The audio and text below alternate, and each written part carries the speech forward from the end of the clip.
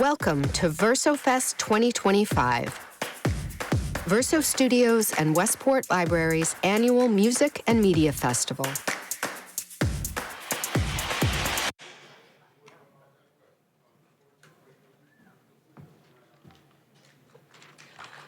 Hello, and welcome to the third and final night of VersoFest 2025. Woohoo! Although we will be back here tomorrow morning for a brunch event with Paul Schaefer and Christine Ullman, so keep coming back, folks.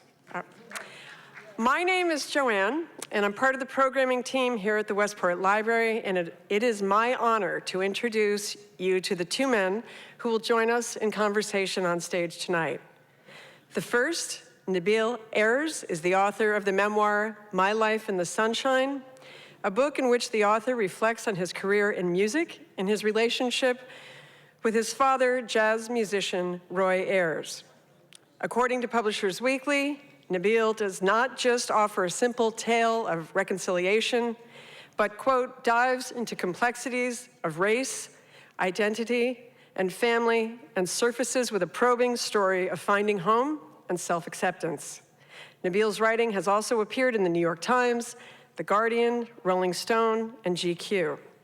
He is the host of Identified, a podcast that explores how family, race, identity, and personal experience help to shape the artistic output of the guests on his show.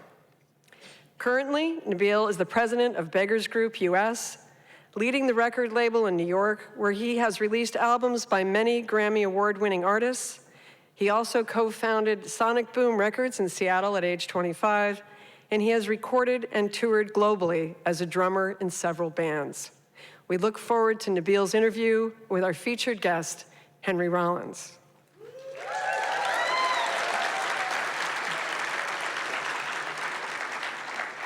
So, Henry Rollins, I think I saw a few Black Flag t-shirts out there tonight, maybe just a few.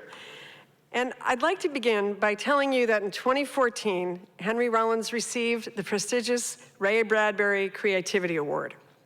This was in recognition for, among other things, his passion for the importance of maintaining books and libraries. And I'll bet nobody thought I was going to start with that. We thank you, Henry.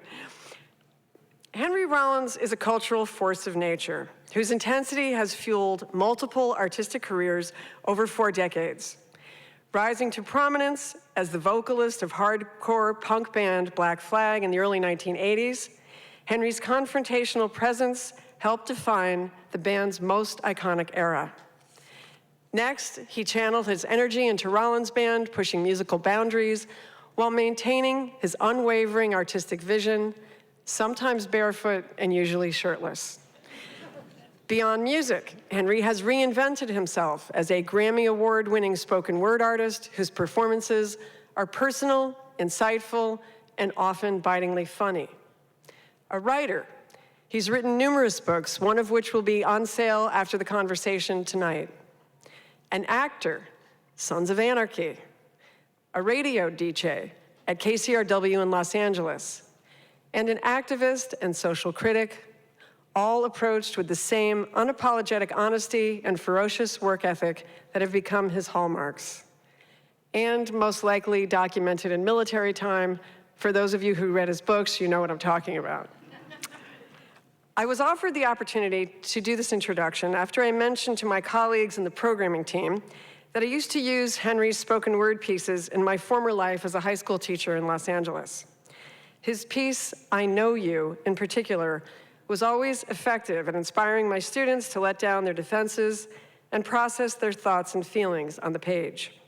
His writing is aggressive and vulnerable and empathetic all at the same time, and it speaks to anyone who is feeling alienated or isolated or simply not seen. As a former teacher, I can tell you that some of the best stories are found in the contradictions, and if that's true, then Henry might just be the most compelling American narrative walking around. He's a punk icon who reads voraciously. He's a man who has the appearance of a warrior, but the soul of a poet. He's someone who's traveled to war zones, not to fight, but to listen. We live in an age where people build personal brands. Henry Rollins built a conscience instead, and then he had the audacity to ask us to do the same. How bold, how necessary, how rare. And now here he is, ladies and gentlemen, Henry Rollins.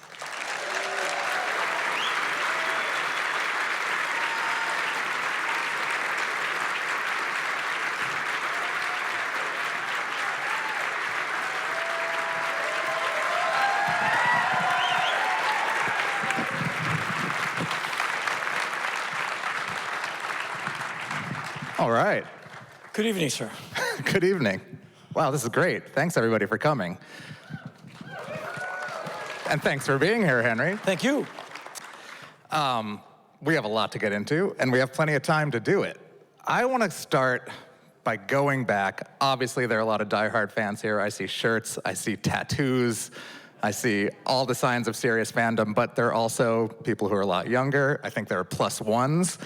And whenever I hear about Henry Rollins, the sort of quick thing I get is like, oh yeah, like started working at a Haagen-Dazs store and ended up in Black Flag. Like that's the really, really short bio. But can you tell us, in your words, that trajectory from being a normal guy to being a different kind of normal guy? Yeah, I'll give you the ultra condensed version. It doesn't have to be, we have time. I graduated from high school in 1979 from an all-boys military-based postured prep school. It's a place where the back of Boys Life magazine, for you older types, you remember it. If your son is a disciplinary failure, bring him to us, we'll straighten him out. And so between that and a lot of Ritalin, I got through. And so I went immediately into the minimum wage working world of 1979, figuring it's gonna be a life on my feet, doing dull, repetitive work to make enough money for 7-Eleven burritos. And I was right. And so I was working eventually at a Haagen-Dazs ice cream store at Wisconsin and O Street in beautiful Georgetown, next to the Georgetown University. And I figured out very quickly that my life wasn't going to change. Because ice cream, I can teach you to run an ice cream store in about 7 minutes. There's not that much to it. And so I go, well, this is it. It's gonna be swollen feet, long hours, and food from the 7-Eleven up the hill. And with my extra money, I'll buy punk rock records, and that'll be it. And so that was okay, kind of sucked, but I just figured I'm gonna be tough and get through a life of long hours. And I saw a band called Black Flag, and I hated them because, I wanted the singer's job. And Ian Mackay, my best friend of 52 years, and we drove up to New York to see them play at the Peppermint Lounge because they were gonna play in Washington, and we wanted to see them extra times. And so we drove up there, and I watched them like, I want the singer's job. This band is so impossibly good, but I'm madder than he is. And I'm not trying to put down the great Des Cadena, I just really wanted the job. And so months later, Black Flag returns to the East Coast, but they're not playing in Washington. This would be July of 1981, so I begged my boss for a night off. I drive up to New York. I hang around in front of the venue. I kind of know them at this point. They let me in for free. I watch the show. And then after the show, I'm helping them load the gear out. It's kind of like being in the band. And they said, come with us. We're gonna go a few blocks down the street and play another show. And I'm looking at my watch. It's like 2 in the morning. I gotta open the shop in DC and hope my car doesn't explode. So I go to the gig. I help them load in. I watch a man get stabbed. The good old days of the Lower East Side. Anyway, I'm watching them play. I'm looking at my watch. I gotta go. And I looked at Des, and I must have had this sad look in my eyes. He went, you sing, and he just gave me the mic. And I hopped up on stage, he hopped off, and the band looked at me like, oh, this will be interesting. There's at least 10 people in this building at the time. And he said, what do you want to play? And I picked a song, it's a great song. It's about 96 Seconds of Anger. It's called Clocked In. It's about going to work. And I said, this is Clocked In, it's about going to work because I gotta go to work. And the band goes into the song, and I kind of knew the words, and I sang it the way I thought it should be sung. Eyeballs popping out, blood coming out of the mouth, and the audience would be terrified. And the audience, these are hardcore New York Lower East Side punk rockers, and they're backing away. And my future band members are looking at me like, we're awake now. What the hell just happened? And the song comes to an end. I give the mic back to Des. I hop off stage, wave goodbye and leave. I'm back at work on time. I took a shower in the work sink, put on a fresh shirt, and I'm scooping ice cream, wishing I'd not done what I just did, because I saw what I was missing. And it's that getting what you wish for maybe not is the best thing. So 2 days later, I'm really depressed because my job is really standing out to me as like, this is going nowhere. Like, this job will not change. I want what I had for 96 seconds on stage. The phone rings at this ice cream shop, which is rare. It's usually the boss worrying about the money. And so I said, Haagen-Dazs, may I help you? It's a member of Black Flag saying, hey, we're still in New York.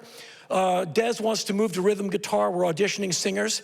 You got a big mouth. You're pretty crazy. Why don't you come up here and audition? And I'm not a tough guy. I'm not looking for a fight. I'm not brave. I don't have a lot of self-esteem. So I had to think to myself, do I go up there, humiliate myself, and my failure becomes the albatross that swings from my neck for the rest of my life? Or what do I have to lose? Nothing was the answer. Really, really nothing.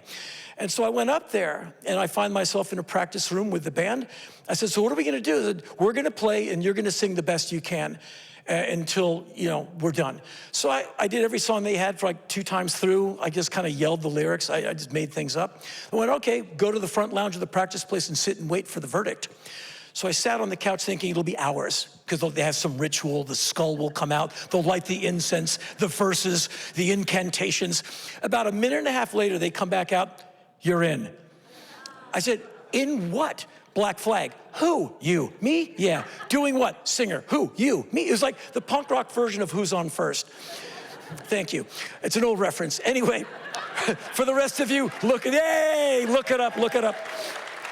And so finally I said, I'm the singer in Black Flag. And Chuck Dukowski, the bass player, he said, do you want the job or not? I'm like, yes, but you have to remember, I was scooping ice cream yesterday. This is all a bit sudden, what do I do? And he hands me a massive folder of lyrics. And he goes, you learn these, you kiss your little mommy goodbye, you quit your job, you pack your stuff, and you find us as soon as you can. And he hands me an itinerary. And so I quit my job, and my boss said, instead of $3.75 an hour, $4 an hour. I said, nah. I said, I'm getting a shot at something, and he understood. We're still friends to this day. And so a few days later, Ian Mackay, I said, what do you think? He said, are you kidding? You're gonna be great. To stop worrying about it, get in the car. And he drove me to the Greyhound station. I still have the ticket. I went overnight to Detroit, Michigan, met the band, and would sing on the encores and do stage duty. Des wanted to finish the tour. And I became the member of Black Flag. And months later, we're living in a punk rock squat. And that photo was taken.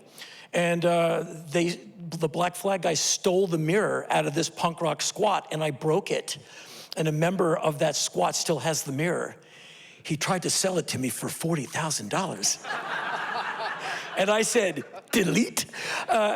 And so that became the first Black Flag album that I'm on, singing like an angry hamster. That was the thing. And so it was the biggest break I've ever got. And arguably, the reason I'm here tonight was because of that big break. And I think I've done my best not to blow it, not to squander it. And as I'm 64, I know I look 88, but I'm 64. I try not to be, I'm the Black Flag guy, remember? As much as some people want to put me there.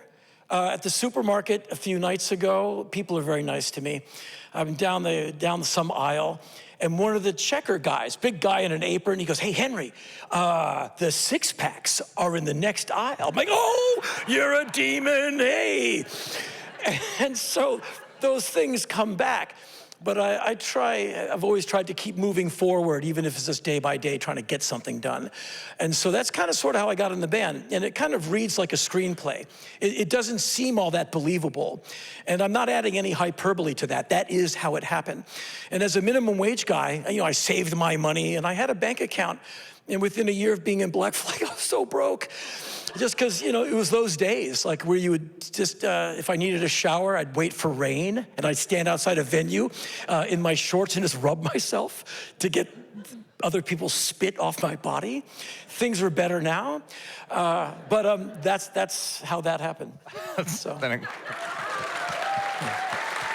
Thank you. I wanted to make that 3 minutes shorter, but I screwed that up. Incredible version. Ian Mackay has already come up several times in this early version of the story. So talk about how you guys met. And I'm really curious, was there a point before either of you were doing anything sort of this noticeable when you You had conversations about what you hoped to do.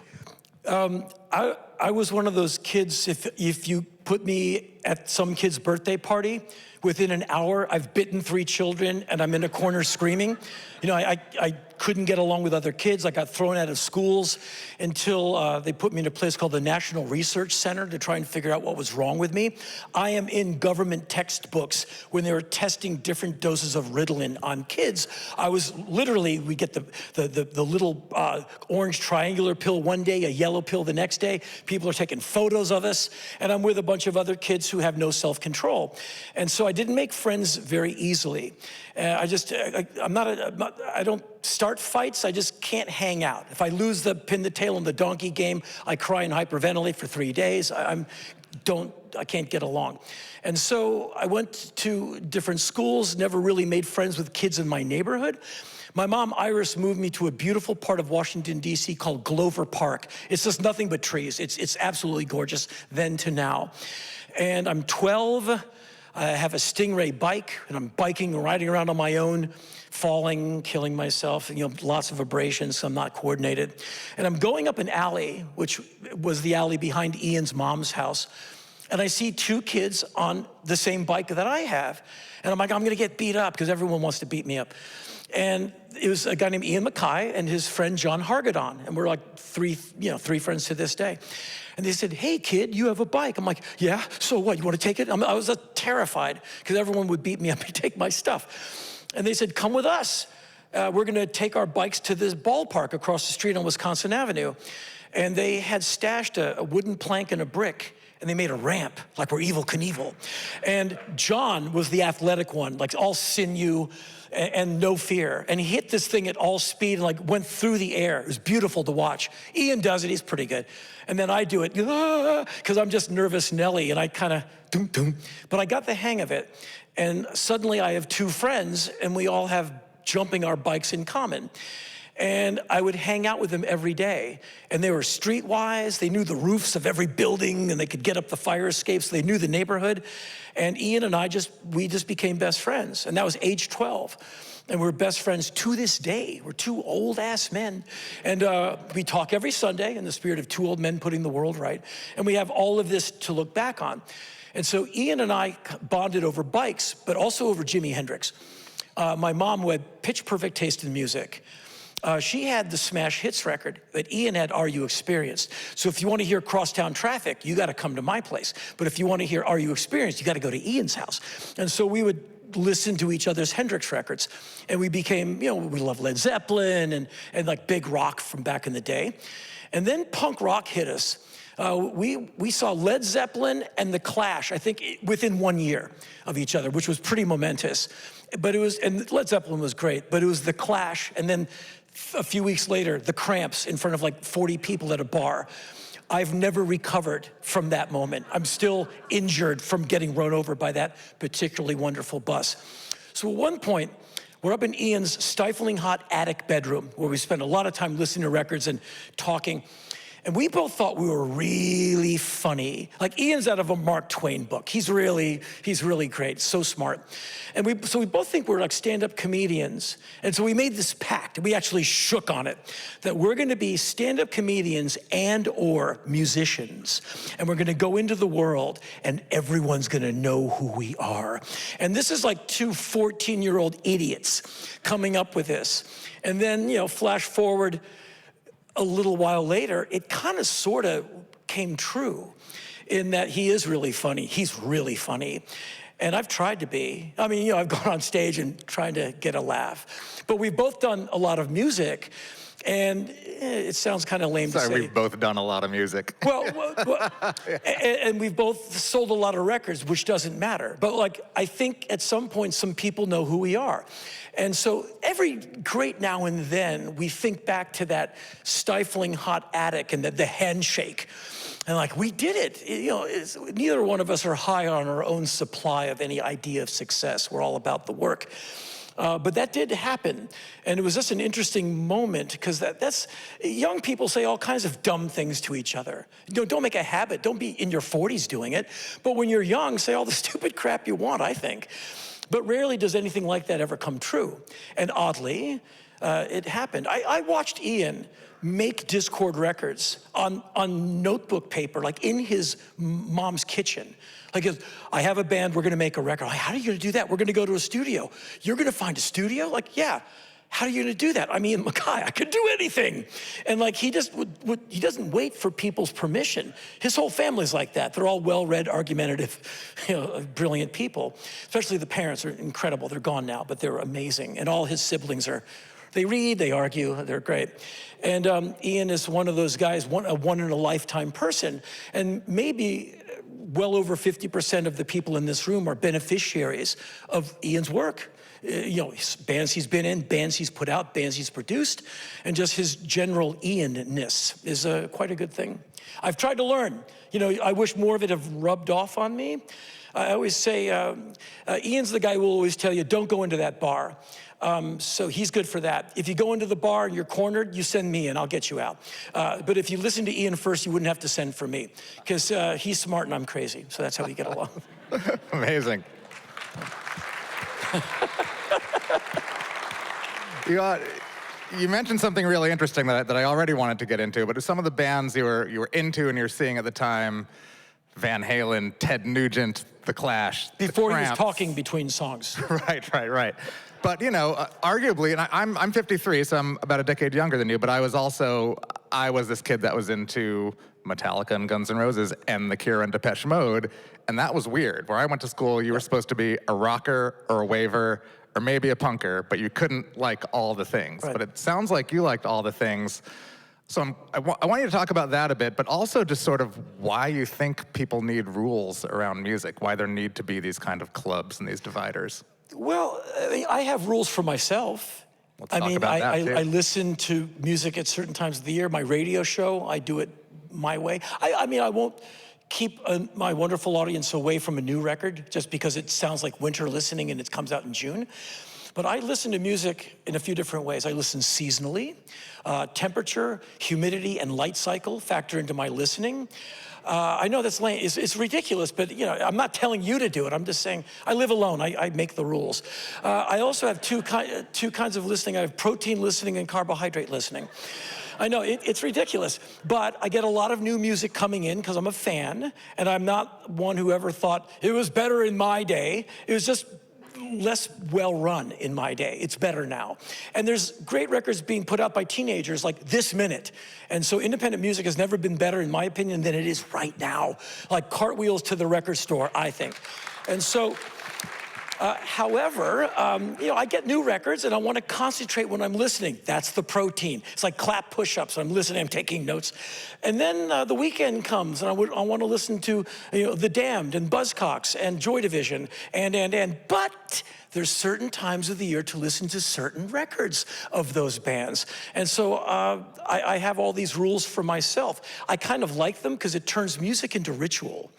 Like in August, we start the David Bowie cycle. And that's, I think I start with Lodger, and then that's August. By September, it's Scary Monsters. October, Low. November, Station to Station. December, Heroes. And then January, bootlegs from the 78 tour with Adrian Blue on guitar, Be Still My Beating Heart.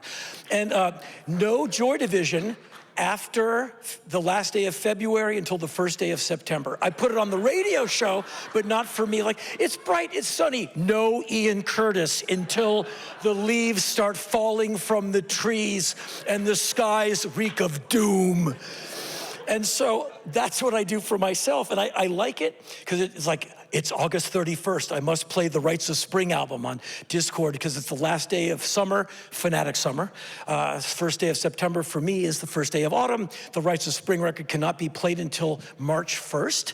And I have these rules, but I don't make you stick to them. And they're utterly ridiculous, and I love them no end. So How do you listen to music? When you're talking about these albums, these Bowie albums monthly, are you listening to LPs? Are you playing side one and side two? Are you streaming? Are you start to finish? I don't stream There's one digital radio station I've kind of fallen in love with recently called Kicksville, and it's digital. You press a button and music comes out. I cannot recommend it more to you. Every song on it I love, and I rarely know who wrote it. It's older music. It's amazing. Anyway, I have a pretty nice stereo setup. I use it 5 to 7 nights a week.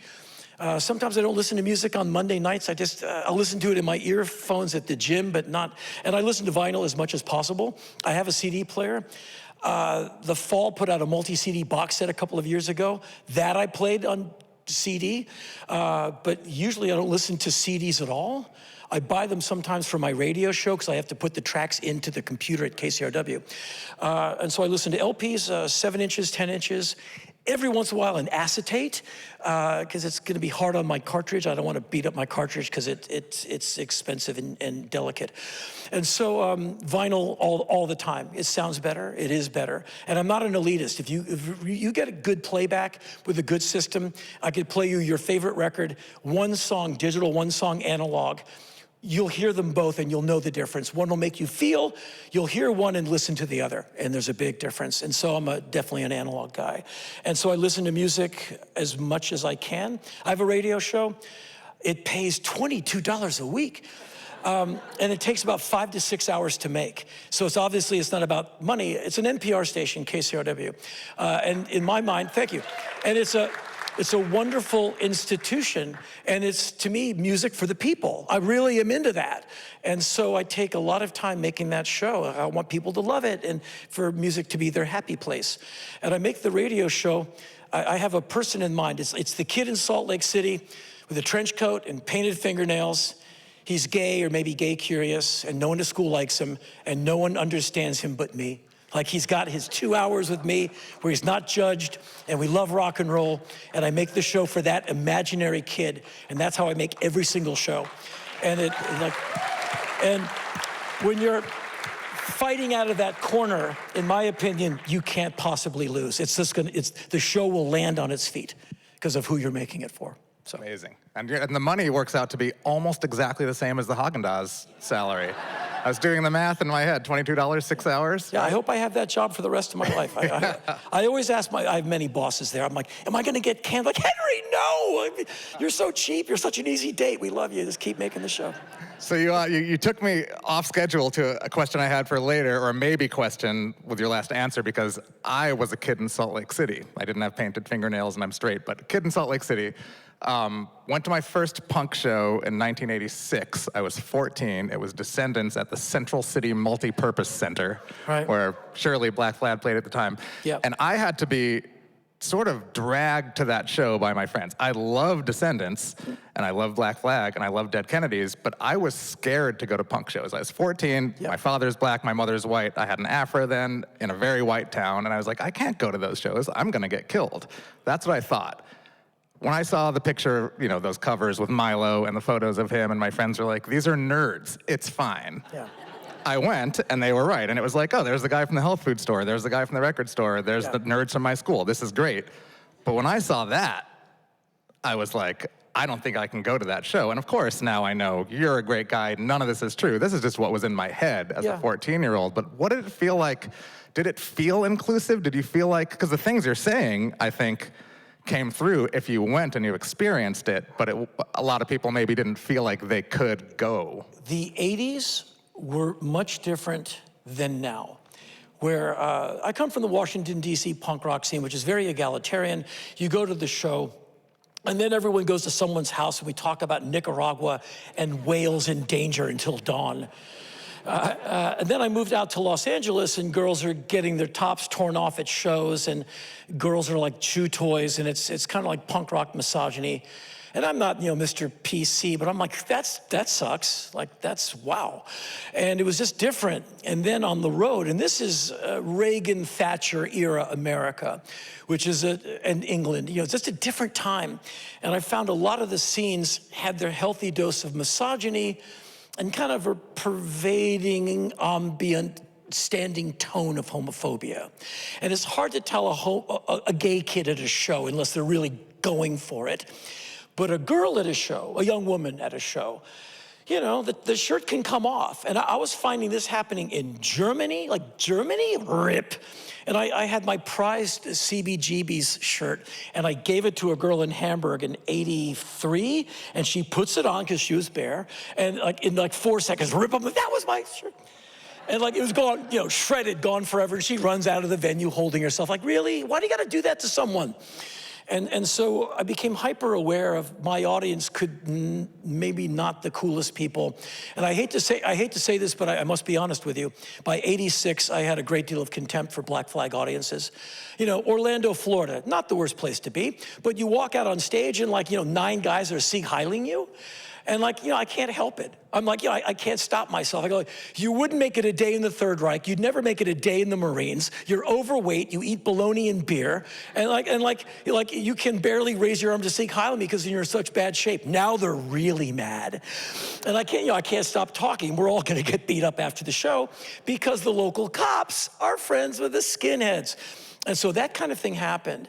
And one night in Texas, there's the lone black kid at one of our shows. And I watched him get beat up and run out of the venue. And that's not how anyone in Black Flag is, like not remotely. And I looked at our own audience going like, I can't stand these people. And it came to a head in '86, lots of skinheads, and the audience particularly hated our band's new songs. And they took it out on the singer. And I never said he wrote them. I never did that. I just took the ashtrays and the fists and everything else. And so I saw a lot of really uncool things with audiences in those days, but I was never into it. And it was regrettable. Like you're a young person, and at this point, I'm a little older than the audience. I'm in my 20s, but the audience are late teens, early 20s. I'm like 25 in '86. I'm like, your enemy is the man. Your enemy is cops, law enforcement, preachers who hate gay people. Like, you know, your uncle's gay, you're gay. Like, what are you beating people up for? These are your allies. And like this band is the insignia on your shield. This should be a kind of a kumbaya moment here because we are the ones who are gonna change anything. You know, anything good's gonna come from none of us beating each other up. And it really bugged me. And I'm not, you know, thinking on this level exactly. This is a real street version. Like, right. And you go to Texas, like there's 3 Hispanic kids. Like, what are you beating up this Hispanic kid? Like, you're racist? Like, that's my dad, certainly. But you didn't expect to hear it from a guy wearing a Clash shirt. It doesn't make sense. So Joe Strummer's not that way. And so things got better. And by '87, I have my own band. And that racism stuff, I think there's still that component, but they didn't want to pay the $9.50 to come see me play. And so that kind of thing went away. In Ian's world, those guys kept coming. Because he's probably more lower to the ground, $5. Always $5, right? Yeah, and so I'm charging real money. Ian is, and for $5, you'll come and beat up the kids at the show. For $9.50, you'll go drink beer in the parking lot and beat the singer up when he's loading out the gear at the end. Anyway, that kind of went away for me. And I just moved to Nashville, Tennessee a few years ago from 40 years of living in Los Angeles. And I go to gigs all the time, and I love being the oldest guy at the show. And I stand at the back so the whippersnappers don't run by and break my hip. But at the shows I go to in Nashville, it's just kind of a punk rock love fest. People are great there. The punk shows I went to were I go see the OCs and Ty Segall. I don't know if they're punk, but they're really good. You go to their shows, and it's like, 900 people. The place is packed. And there's like the gay kids making out. You're like, great. And no one's like, what's up with that? And like, no one's beating each other up. Like, no one is hitting each other. Zero. And I'm like, finally. Now maybe we can make the century end better than it began. Because how I came up was like, you're just gonna get arrested. You're gonna do time. You're gonna OD. Like, why do you make it so easy for these people to keep you off the grid? Like, you're gonna get put down. Like, you're doing what gets people arrested. They love it when you do this because they like caving your head in. Why are you handing it over to them? So that's why I never understood drugs and alcohol. Like, why are you making it so easy for the cops to arrest you? Be hard to arrest. Like, be smart and run. Like, don't be easy to catch. And read books. Like, know more than these people. They're not as smart as they think. And And now that I'm definitely an old guy, I preach that gospel even more because I see the downfall. You see what America votes for. Wow. And my hope is always generational. Like, these young kids, they won't fall for it. Because, my dad wanted me to be a happy, racist, homophobe, misogynist, and I'm not. And he was a PhD, smart guy, but mean and a moral coward. And I didn't turn out like him because of my mom's record collection and all of her stuff. But I just, whenever I see young people, hey, man, I'm like, hey, be cool, to other people, please, because we need you. We need you to vote. We need you to read and to think and to not, life is, as the Buddhists say, life is brutal. Be kind. It's perfect, not wisdom. Yeah.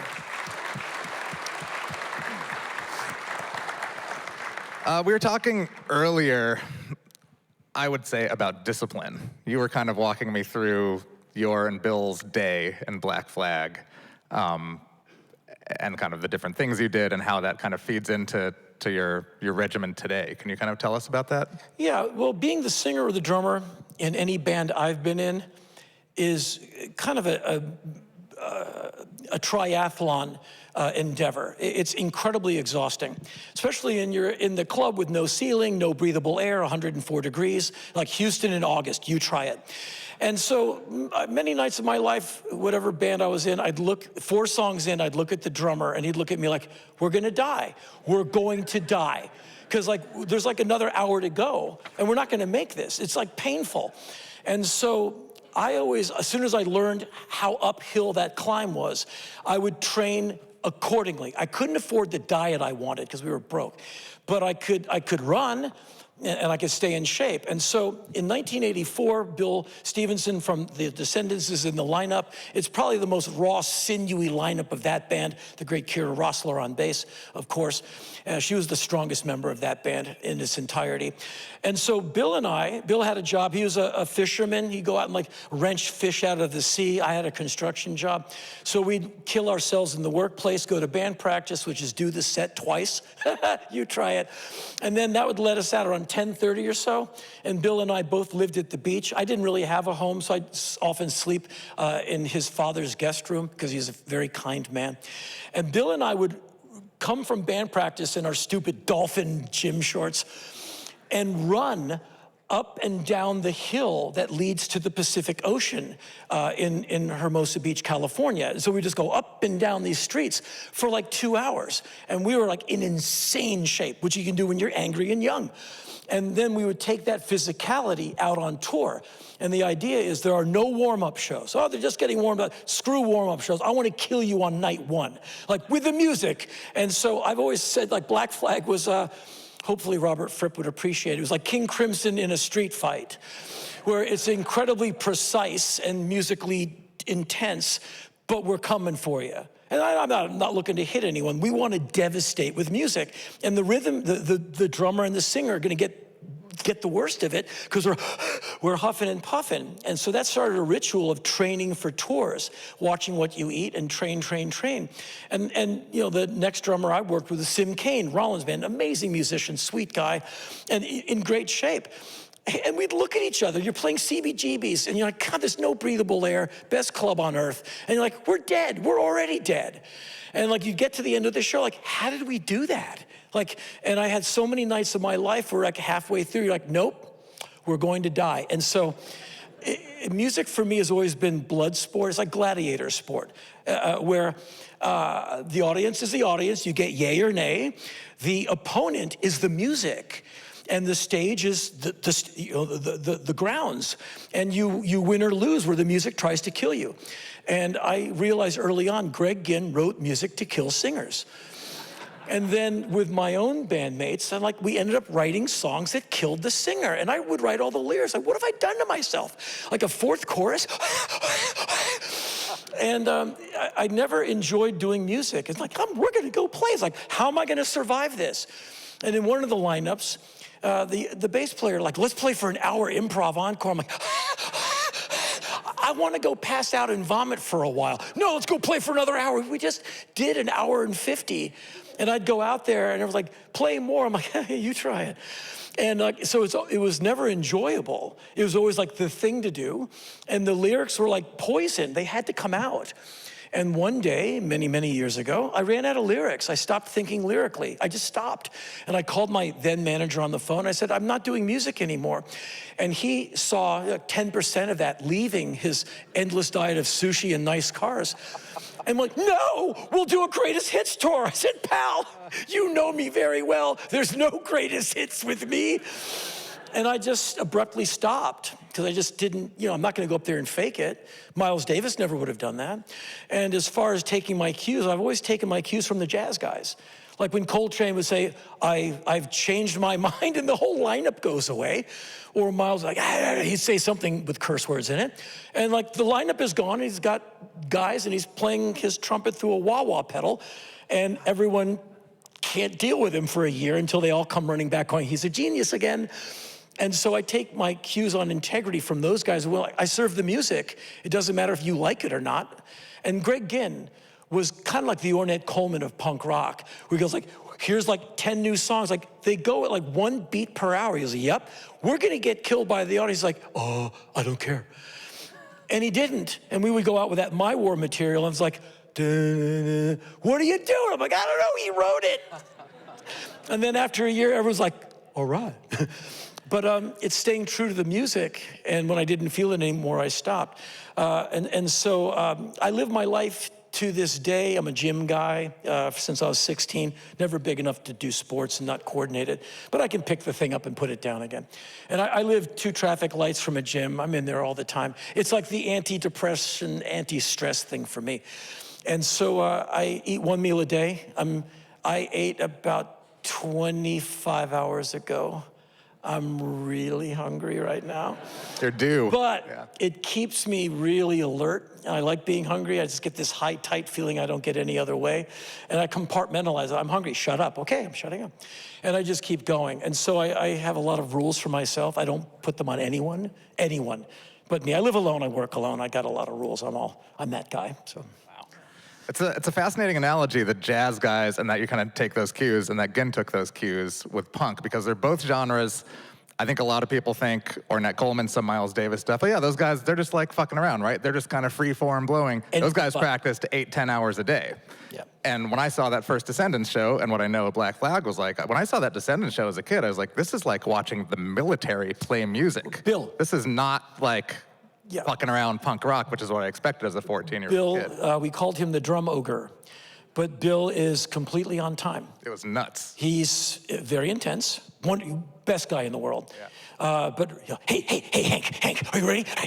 And we would psych ourselves up to go out there and endure the pain. We played this one live Stooges tape, the Stooges in Baltimore, Maryland, 1973, where Iggy's just abusing the audience. I can't even repeat it. He's so mean, and the band is so good. And we would play that, or Metallic KO, the live Stooges album, and just hear Iggy get abused, and he's abusing them back like, yeah, that's us. And we'd go out there and smash it as hard as we could. But Bill's one of those guys who's like always hyperventilating.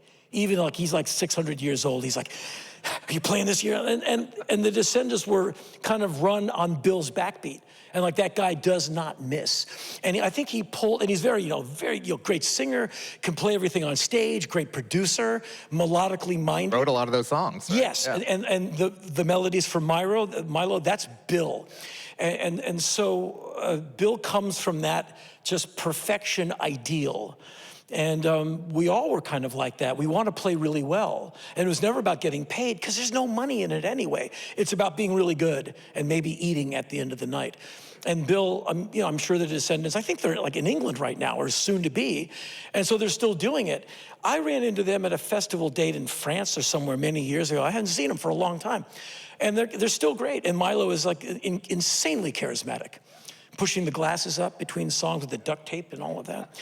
Yeah. Many years ago, the original lineup, Bill and the guitar player, Frank Novetta, is that right? Yeah. Frank, they were fishmongers, and they would work all day, like hauling bass out of the sea.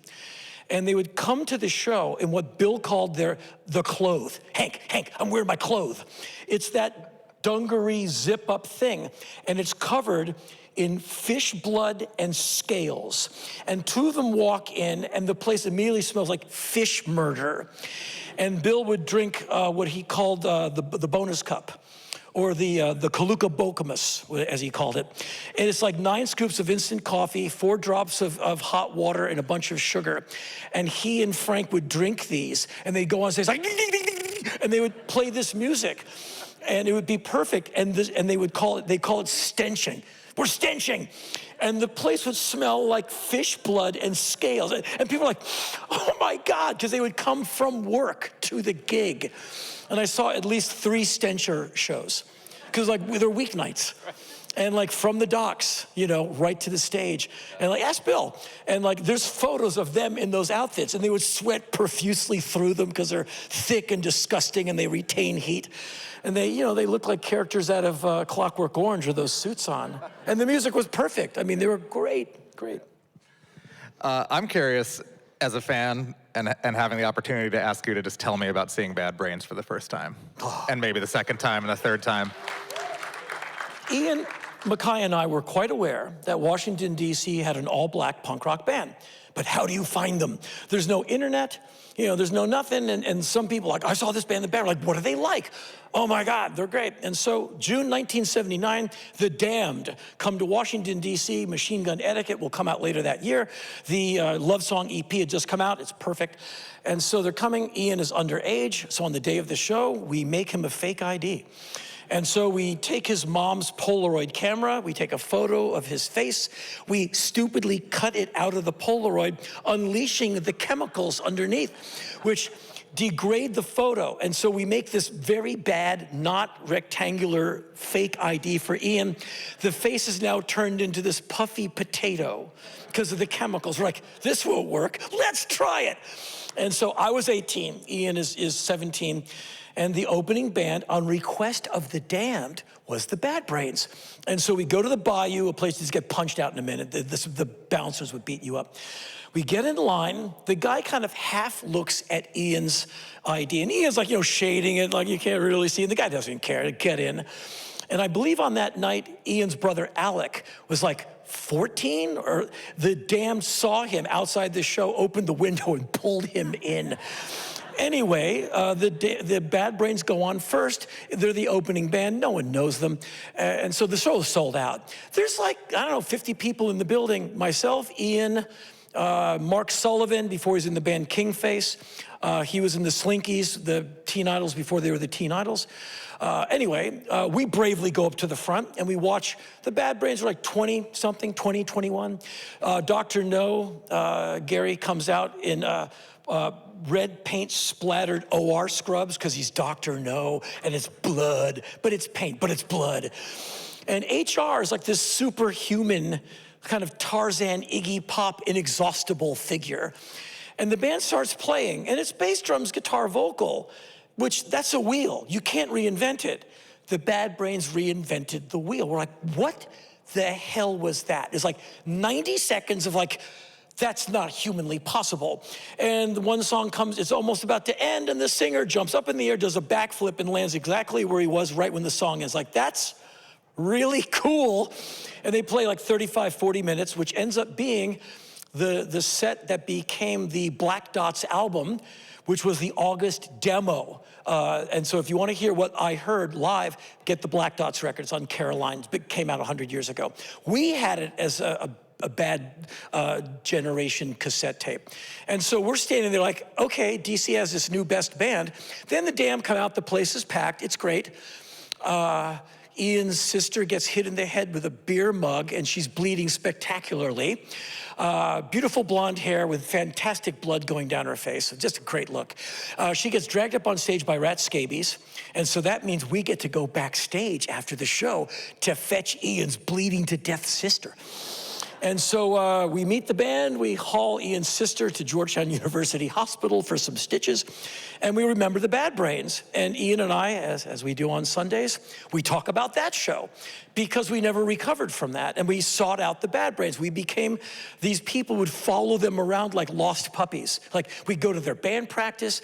I would go to eat at the singer and the drummer, their brothers, the Hudsons.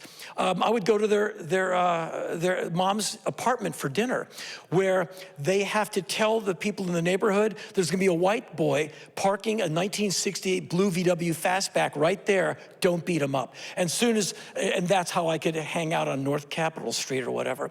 And their mother was Jamaican, and she was quite the authoritarian. Paul, sit down. And she would make ginger chicken, which was new to me, best thing I ever had. And so I'm eating dinner, and she's admonishing us, punk rock is bad. We're like, okay, Mom. And so I kind of sort of became friends with those guys. And to this day, those gigs they can't be repeated. I mean, they're just one of the best bands I've ever seen. And as far as a charismatic frontman, there's a lot of charismatic singers out there. David Bowie, Iggy Pop, Nick Cave, Lux Interior, and on. But they're not more charismatic than HR. He's up there with them. Mick Jagger and HR, I wouldn't want to go on after either band, but Mick Jagger has nothing on HR. I just never seen anyone able to burn so many calories and not be out of breath. And he'd take his shirt off and everyone's like, oh my God, he's just perfect. Everyone groans, gay, straight, boy, everyone's like, yeah, he's just incredible. Yeah. And so I spent my late teenage years just being in awe of that band. And sometimes they had no place to practice. They would come over to Ian's band's basement to practice. He could sit on the steps and watch them write new songs and break Jeff Nelson's drum set, because Earl would just demolish it. Oh man, I broke your drums. Okay, we'll go to Sears and buy a new set. Yeah. Wow, incredible, thank you. Thanks. So you've worked across so many mediums, music, obviously, podcasting, radio, acting, voiceover, writing, lots of other things. Does it all feed together? Is it the same thing, or are these totally separate disciplines that satisfy different urges? No, it's one thing. Yeah. Because I'm a high school graduate, I was a crap student. From the minimum wage working world, you've heard all this before. And so I get out to Los Angeles, I'm doing music, and at one point, I read Henry Miller. And I think to myself, well, if he can write about prostitutes and drinking wine and being drunk, I can write about what I'm seeing in clubs every day. Dope deals, undercover cops, pretty interesting stuff. And so I stupidly thought, I can write. And then I started trying to write, and I see how impossible it is. I'm trying to get good at it now. And so I started writing. And then after a while, you get high on your own supply. This is really good. And I better publish it. And so rather than wait for some publisher to publish me, because that'll never happen, from the DIY ethos I learned from Discord and SST Records, the Black Flag label, you just make a publishing company. Shut up, just do it. It's a fanzine. And so I started making my own little paperback books and selling them on tour and mostly giving them away. But I'd make enough to make the next pressing of the book. Started a little company, then suddenly I have a staff and an office. Then I have offices in different states, and I'm in translation and on. But just be honest. It's just be. When you write, when you're on stage, when you're answering a question, be honest. Have focus, tenacity, discipline. Prepare if you can. I don't know how I would prepare for this, but I'm not high. I showed up on time. I put the punk in punctual, as I like to say. Hey. But at some point, Crispin Glover, the great actor, he said, Henry, you're gonna start getting acting work. And I said, no. He went, oh yeah. I said, how do you figure? He's like, you have naturally what we go to class to learn. I said, what's that? He goes, you're crazy. And within 6 weeks, I'm in a UCLA student film, and a year later, I'm in a rental car chasing Charlie Sheen down a abandoned highway in Texas, and a few years after that, I'm getting slapped around by Al Pacino. You bastard! And then, directed by David Lynch, and on, and then TV and documentary stuff, and on. Voiceover, and all of that. I'm the guy from the ice cream store. I'm 64. I buy my clothes at Walmart. You know, I drive a Mazda 6. It's all dented up from where a homeless guy beat up on it with a lead pipe. I don't know, he's having a bad day. I eat a lot of spinach. I eat cheap. I work every day. I don't take vacations. I work straight through the weekend. I'm that guy. And so it's all one thing. You show up to a film set prepared. Get along with everyone. Do not diss anyone. Don't treat the crew people bad. Be nice to everyone. Respect who you're working with. Team. You know, we're a cohesive unit trying to get to the end of the day. Go on tour. I'm in a venue every day. Excuse me, Mr. Rollins, call me Henry. I'm shorter in person. I know it's okay. You know, you just try and have a laugh and just you know, go on stage. Don't mess around. Be prepared. You know, I'm going to improv it. Not me. I know every damn word that's going to come out of my mouth, unless I'm ducking an ashtray. You know, close. That was an improv. The rest of it, you know, I work hard on what I'm going to say to you to not waste your time. You know, I don't want your money. I want your attention and your affection, of course. But, you know, I don't want to waste your time because I respect your time as much as mine. And I respect the director's time, or producer, a voiceover producer, all of it. And so I'm not qualified to do any of these things. Truly, I'm not. I'm not good at any of it. But when someone says you want to be in a movie, I come from scooping ice cream, tearing tickets at a movie theater, cleaning out animal pans at a pet shop. Who am I to say no to any of this? And so I show up because it's sure better than sitting around going, and like, I suck in those movies. Not good. But man, I try really hard. And, you know, for the most part, had a pretty good time. And that's the ethos of the whole thing. Because, you know, you're in your 20s, you'll see. You get to my age, you better bring a sense of humor because you're going to need it. Because your body doesn't work like it used to. You're not 20 anymore. And I wouldn't want to look back on my life and go, oh, I should have done that. I should have done that. I was too afraid. I've done a million auditions and, you know, blown most of them. But I stopped getting nervous about them. Like, why get nervous? Just go in and do it. And if you don't get the part, which is usual, just put a Slayer mix on the car and drive back with anger. Or just, you know, make your own thing and just do something where no one rejects you. Like my little companies, I come up with an idea for a book. I'm the boss. I sleep with the owner every night. I just cop to feel. No one says no to me, so I come up with some dumbass idea for a book. And Heidi, this woman who's been yelling at me and ruling my life, my manager, 28 years, the smart one, I go, hey, here's an idea for a book. She goes like, will it be any good? Like, thanks. She always like bucks me up. She's been anger texting me while I've been on stage. Are you late? Did you get there? She has no confidence in me whatsoever. I always text back, the gig was yesterday, right? Shut up, get on stage. But she's my editor. So I go, I have an idea for a book and I'll kind of pitch it to her. She's like, yeah, when are you gonna be done? Like 3 years? She goes, make it a year and a half. I'm like, okay. Because she just wants everything done. And so all of this is it comes from the DIY ethos, but you show up with respect and earnestness to kick ass.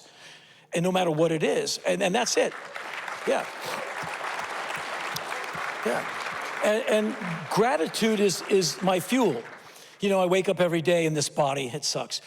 But I'm grateful that the roof doesn't leak and that I got some food and I can get to the car and go to the gym. I'm, you know, grateful, and that's like a battery that charges itself. If you're grateful, and I'm not trying to give you a life lesson, but when you're grateful, even the worst things during the day, well, I'm gonna have an argument with this person. Well, at least I get to have this argument. It's a first world problem. I get to have those. Hooray!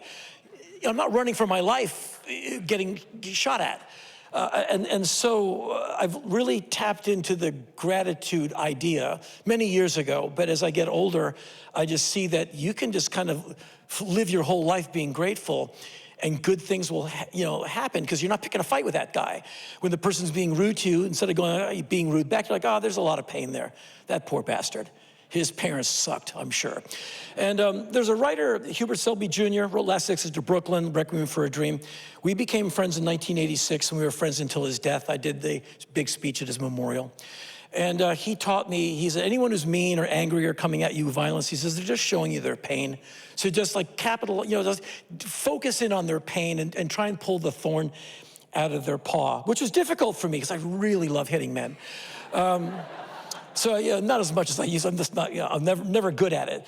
But I would just hit the man before I'd try and understand. And then I met Selby, and I never thought of any of that the same way again. Because he's right, of course. He's always right. And as I get older, I just see more and more that's the way to be. Because, I live in a neighborhood where everyone around me is probably diametrically opposed to most of my worldview. Literacy, science is cool, scientists know stuff, that kind of thing. And drag queens are, great at reading to kids at libraries. Let's not run away. Literacy is not to be feared. Libraries are not the enemy. And so I encounter these people, I encounter these people in my neighborhood, at the gym, at the supermarket, all the time. And, we don't agree on much, but, I'm cool, and they're cool back. And we can just get along on a few things. Who cares about the rest? Let's just be good to everyone's kids, and we'll stagger out of this better than how we came in, as best we can. Yeah. What's the best thing you've been part of creating? Music, because there's always a collaborative effort. I don't sit down at a piano, I can't play anything. Right. So I've come up with riffs in my life, and I've hummed them to the guitar player, and we make a song out of it, but it's a collaborative effort. So music, because I've done so much of that, and sometimes the results have been pretty cool, where you hear a song, you're like, okay, that doesn't suck. So I've been a part of that. But beyond that, this sounds corny, but I tell people my greatest achievement, if there is one, I've had one best friend for 52 years. That's a long ass time. So the best collaborative effort I've ever done is I've been best friends with a guy for 52 years. And we've had our, ups and downs, as one will do. Like, there's been some moments we didn't talk to each other for a fiscal quarter or two. Yeah, it's okay. You roll with it. You come back and like, that was stupid. Let's never do that again. And you don't. And so that's the best collaborative effort is like watching my friend be this 12-year-old. And when his son turned 12, I said, young man, you should understand that when your dad and I became best friends, we were your age. And that shut him up. Nothing shuts that kid up. And that shut him up. He's like his dad. Thankfully, he has his mom's look, but he's got his dad's stubbornness. And he was like, whoa. Whoa is right. Say it again. And so just to watch Ian transition from, skateboard guy to record, guy, music guy, dad guy, husband guy, you're like, wow. And it's there to be learned from. And so that's the best thing. Music was never fun, because when you really get close to your band members, you hate them, but you love them too. You're so close to them, you know too much. And the collaborative effort is often, a lot of ego and a lot of, people putting themselves out in front of things and retracting and chess and intrigue sometimes. And sometimes just get together and make a lot of noise and go, that's a song. And you're like, yeah, that sucked. But it was fun making it. And so I've been in that practice room hundreds of hours of my life trying to write a song with other people, smelling them, and just trying to get along months at a time. Good days, bad days, whole entire bad weeks where like nothing happens and you want to knock it on the head and do something else. And so I believe in collaboration. I do as little of it as possible. As an older guy, I try to control my own world. I write my own books, I write my own screenplays and the forewords, and I do liner notes for bands and books and press releases of bands I like. I do it for free, of course. So I'm kind of, and I answer to Heidi. She's a great editor. So she goes, this sentence is bad, and you already said you were depressed 30 times 40 pages ago. So take this one out. Okay, she's always right. And so I collaborate with her. But basically, I just kind of do my own thing, because I'm really not interested in listening to other people's opinions on my stuff, except for Heidi. And not thinking I'm the only one who knows better. I just want to do my own thing and stand or fall on that with no backup. Well, you were good, but the bass player sucks. I'll just be alone, on the train heading towards the mountain, a la Runaway Train, John Voight. And so I'd rather just stand or fall on my own. That's why I like doing the shows on my own, because they're far more difficult than the band shows. Because if you blow the lyric, the band covers it, snare, no one's paying attention. When I'm alone on stage, you just heard every single word I just said. If I screw it up, you're like, I screwed that up. And so I'd much rather be tested in that way, because it is a test. And I'd much rather have that sort of Damocles over me than any other particular obligatory, expectation. Was Rollins Band an early version of that feeling, going from Black Flag, which didn't start as your band, to, you called it Rollins Band? Yeah, pretty was audacious. That you saying, I'm going to do my thing now? Obviously, you still need a band. Yeah, but... it was an effort to protect the band members. It was not like, I'm not that guy. But if it sucks, I want them to be able to, oh yeah, we played with the Rollins Band and it really blew. That's what I wanted for them. And so, basically, if you're going to punch someone, right here, bad review, talk about how the singer sucks. And believe me, I got all those reviews. And I want my band members to have some cushion. Also, I'm paying all the bills. And that, suddenly, you want to be broke? Finance a drummer who goes through snare drums, a bass player who blows up bass strings. Like, it's all very expensive. And so I was, in the red for quite a while before I was able to pay the rent, the phone bill, and keep the band on the road. Some pretty mad moments in those days. But my idea was I'm the boss, but basically I got to get salaries together. Because all these guys, they have rent, phone bills, they got lives. And I'm that guy. And I took that really seriously. You better. And it was sudden. Suddenly I have a band. Suddenly we're on tour, writing songs, like, whoa. And I'm doing the accounting handwritten on like the 3-ring notebook paper, adding it up, 35 plus, because I got to be accurate in the wavy columns. And finally I got a road manager. But I was doing it on my own for quite a while, and I'm not good at it. And I would finish a band tour. I owe everyone in the band like $900. 4 days later, I would go redo all the shows I had just done, like across the continent of Europe, on my own. And I knew a lot of friendly promoters. I go, here's some money. Would you write checks to these people for this amount and send them out, because I'm living on Amtrak trains or whatever. And I would pay my band members back from the talking tours. Weeks late, but they would have to borrow money from their parents to beat the rent. And so they didn't like me very much, but I got everyone paid back. And so I was like, it was pretty stressed. And you have to have a lot of oomph to get through those days, Yeah. Incredible. You've talked a lot about older music that you're excited about. It's incredible how excited you are about music. And you've alluded to more current music, but I'm curious what new artists or current artists that you like. It's hard to name them all, just I'm forgetful. There's a great music scene in Australia, and it's weird there. There's like 1 million square feet of flies in sand, 4 venues, 3 record stores, and 2 radio stations. And so a lot of talented musicians, they figured out very quickly, we must be in 5 bands each so we can keep fooling the promoters and do gigs. And so you'll have 5 people who make 10 records a year because they morph into other bands. And then they break up and they morph into other bands. All of it's good.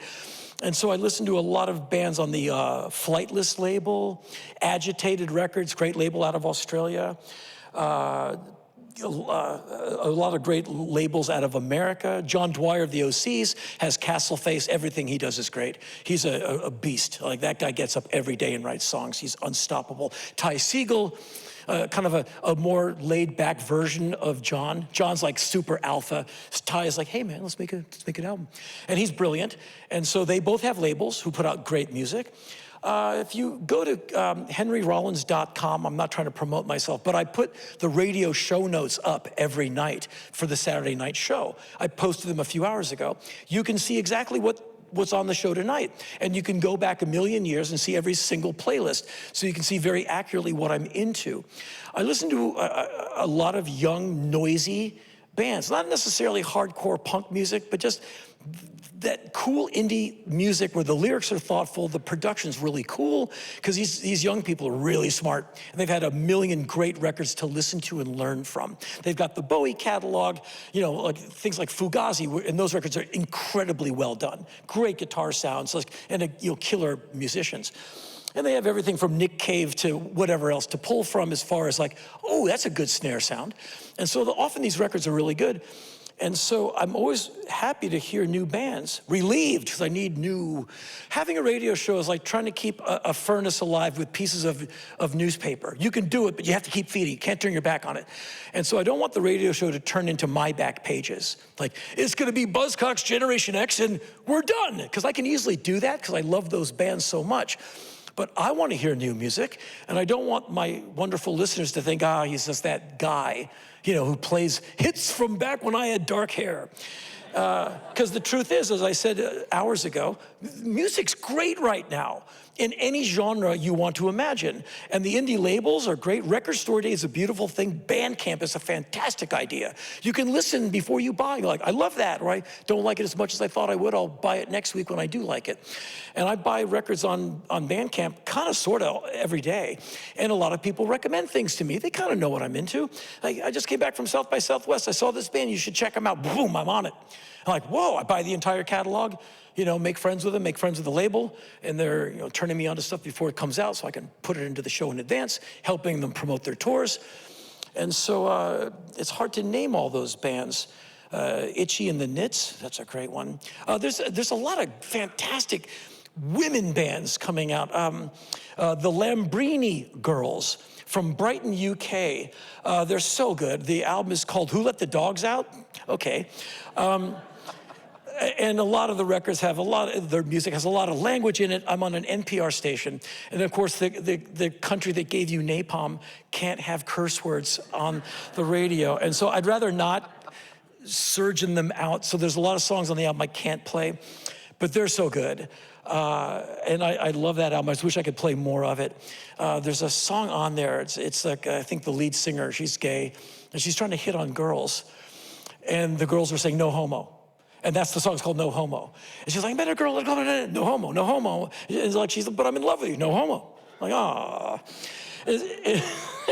And I used to make this joke that's probably stupid, but I said, it must be great being bisexual, because you can run into any party, close your eyes, stick your tongue out, and run.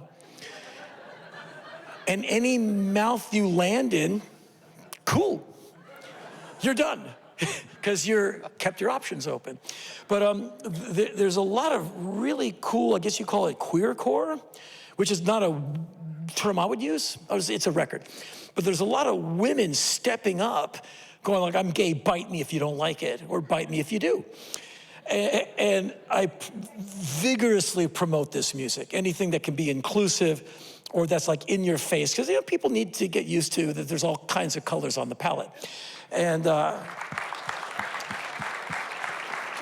so there's a band I can't recommend to you enough, Echo Astral from Washington, D.C., EKKO Astral.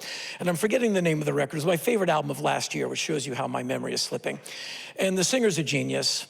We've written each other letters. I absolutely love that band, and they're just fantastic. And she's so smart. The lyrics are so great. And my favorite lyric of last year, I put in my KCRW end of the year hits thing. It's called On Brand.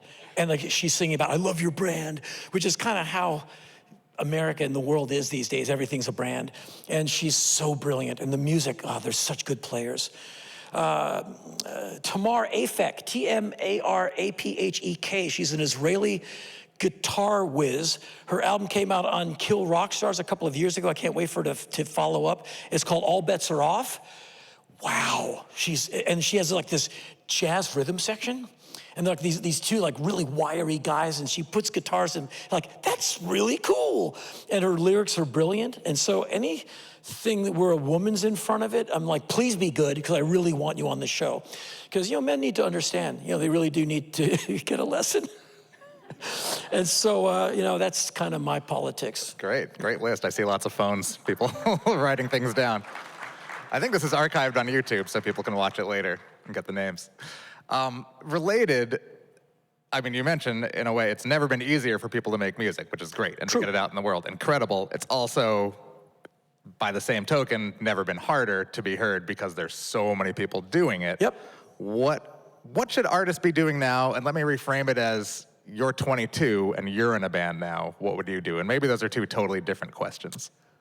What an interview with Iggy and the Stooges did for me, and what listening to Greg Ginn did for me. And Iggy Pop, in some interview 100 years ago, said all great bands are insular. Like, they are unto themselves. They don't listen to anyone. They walk in a pack, and they don't want to be like anybody else. And that describes any musician I've ever admired. They're not trying to hang in there and once some great artist starts following trends, the records, it goes away. Because stop asking, just do it. And so I really love that interview. Iggy said it so well. He said, like, they're like people who are kind of rejected, and they kind of got smashed together from rejection, pushing them into each other. And they move as a pack. And, Greg Ginn, like, he would write a new batch of songs. We had like one honeymoon tour where we would play the old songs. Everyone goes, yay. And then he writes a new record. Are we going to play these? Like, oh, no. Like, but they're from last year. Moving on. And that's that Ornette Coleman, Sun Ra, Miles, Coltrane thing, where you don't look back. And like, my mom, she had every Miles record up until, 1969 in a silent way. I go, Iris, what happened? Hey, no silent way. Oh, honey, Miles lost me. Like, and when he kind of went electric, which I really love, but she used to go see him and Coltrane all the time.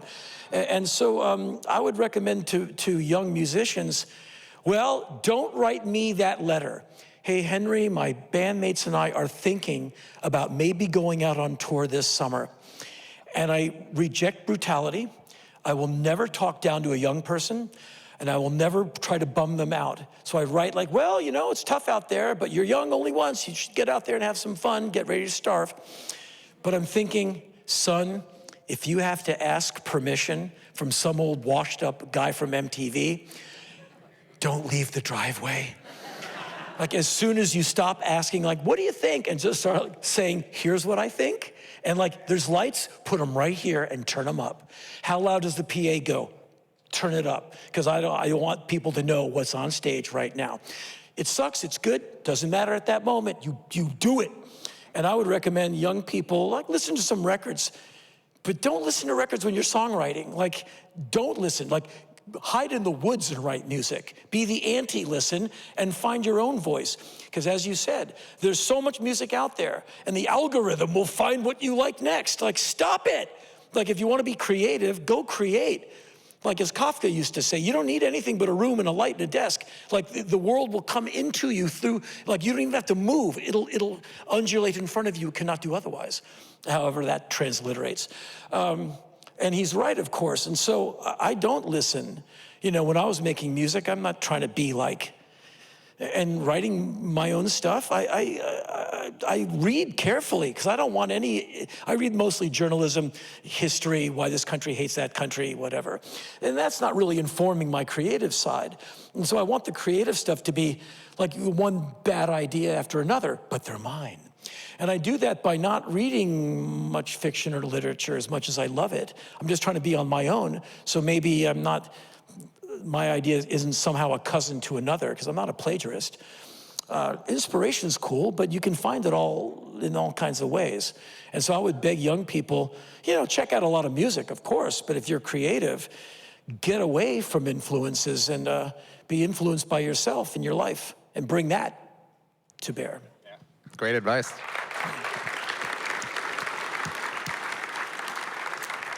I think I'm down to my last question, which is, what's next? What are you working on? What are you excited about? I'm excited about everything that I'm doing always. I'm obsessed with the things that I do. Years ago, I had this house in the Hollywood Hills full of rare punk rock items. I'm one of those guys. I've been collecting punk rock things since Carter was president. And I used to be in a band that, had a lot of flyers and posters attached to it. And I was the guy in the band who kept everything. I used to, sleep on people's floors, hey, Husker Du, can I have that record here, man?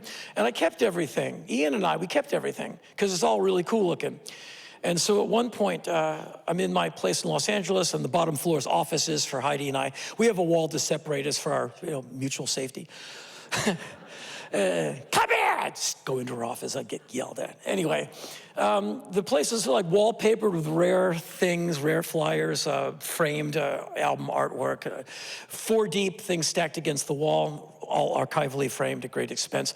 She goes, what are we doing? I go, what do you mean? It's like, what's all this stuff? I go, I don't know, just buy stuff, frame it, look at it. And she goes, well, no one comes to your house because you're a weirdo loner.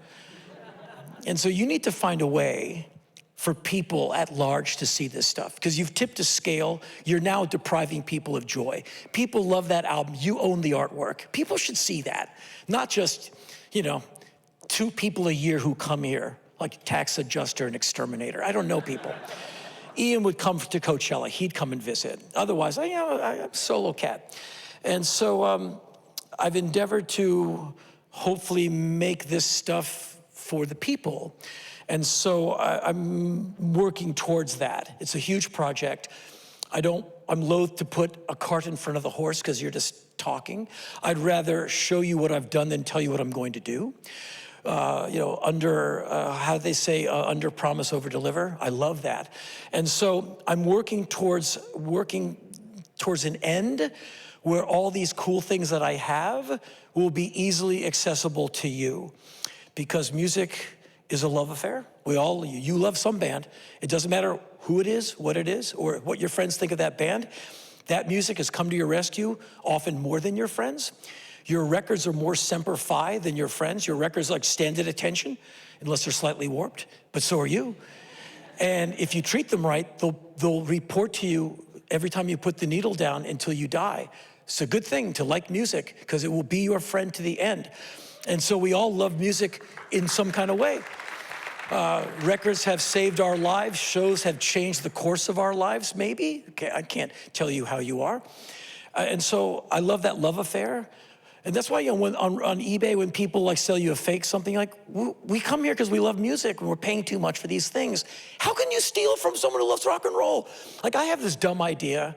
I've been to about 90 countries. I have this dumb idea that I can walk up to anyone in any city, anywhere in the world who has a Ramones shirt and just go hey, all right. And they'll go oh my God, you're that guy. What happened? You shrunk. And so I want to basically have that love affair so people can walk in and go oh, I feel so good. Spread joy, that's the mission.